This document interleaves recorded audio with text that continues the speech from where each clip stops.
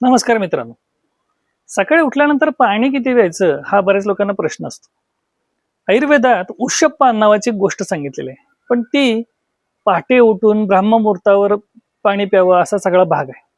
आता आजच्या रुटीनच्या जीवनात, धकाधकीच्या जीवनात काय करता येईल? तर पाणी प्यायचं का नाही हे आज मी सांगणार आहे.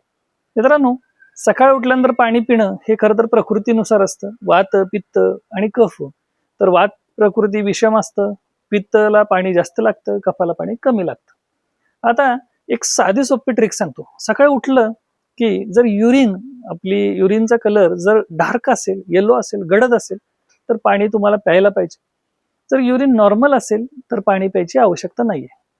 मित्रांनो, सरासरी एक फुलपात्र पाणी तर तुम्ही सकाळी उठल्यानंतर पिलं तर ते फारसं पुरेसं होतं.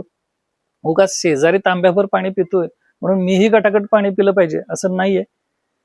कोणी लिंबू पाणी पितंय म्हणून मीही लिंबू पाणी पिलं पाहिजे असं नाहीये. आपल्याला प्रकृतीला जे साजेस आहे, सोपं आहे ते पाणी पीत चला. शक्यतो एखादं फुलपात्र पाणी पिलं तर फार चांगलं आहे. अगदीच वाटलं ज्यांना पोटाच्या तक्रारी आहेत त्यांनी कोष्ण जल, साधं उष्ण पाणी घ्यायला हरकत नाही. ज्यांना वजन कमी करायचं आहे असे आणि साध्या पाण्यामध्ये मध टाकून प्यायला हरकत नाही.